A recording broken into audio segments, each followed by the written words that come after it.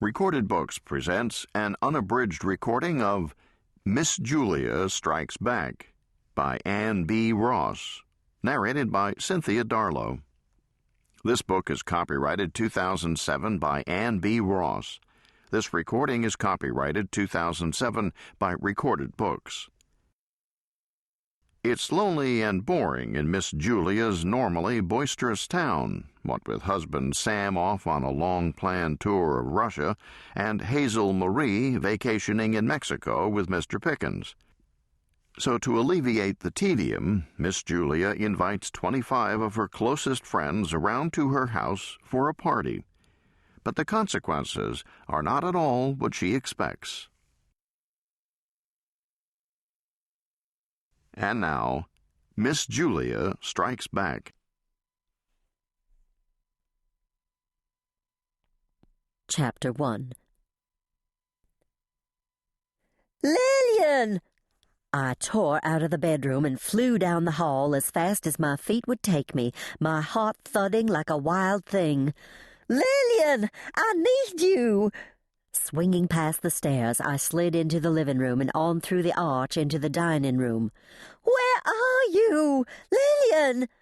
A pan clattered to the floor in the kitchen as I skidded past the dining room table.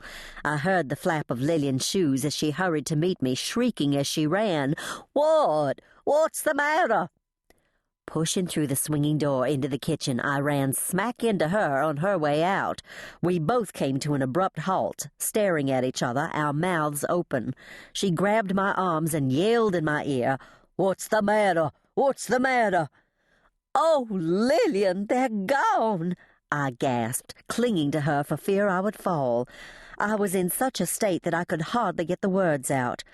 "They were here the other day. Yesterday, I think, but now they're not. I can't find them anywhere, Lillian, and I've looked and looked everywhere, under and over everything, and they're just gone." The breath rasped in my throat as I trembled against her. "Both of them!" She took me by the shoulders, put her face up close to mine, and studied me intently. Then a funny look swept across her face as she put her arm around me. "You come on over here, Miss Julia, honey, and set yourself down. You feel better when you rest a while. See if you don't." I let her lead me to a chair, but I didn't feel any better for it.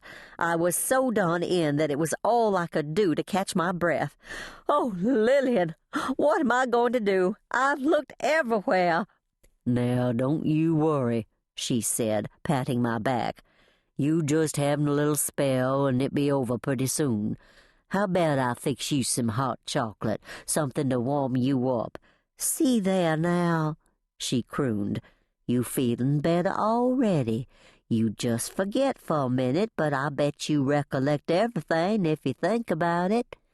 "No, I won't," I said, shaking my head. "I've already gone over and over it, and they're just not here." "I know, honey, but it be all right. Mr. Sam, he be back 'fore you know it, and Miss Hazel Marie, too. They won't be gone long, and they be comin' in the door 'fore you turn round good. You 'member now?" I sprang from the chair, staring at her with my mouth open. "What in the world are you talking about? I know Sam's coming back, and I know Hazel Marie is, too. I've not lost my mind, Lillian, and I'm not having a spell, little or otherwise. And furthermore, I know that good-for-nothing Mr. Pickens is with Hazel Marie in spite of their efforts to keep it from me." I took 2 paces, then spun back around, my arms flying wide as I wailed, "And wouldn't you know he'd be gone just when I need him." Lillian squinched up her eyes and gave me a careful going over. "I might ought to call the doctor. You need something to settle you down." "I don't need a doctor or any hot chocolate. I need Mr. Pickens, or the police, or the sheriff, or Sergeant Coleman Bates or somebody." I clasped my head in my hands, trying to make her understand. "Don't look at me like that, Lillian. I'm not sick, and my faculties are working just fine. And when I say they're gone, I mean they're gone."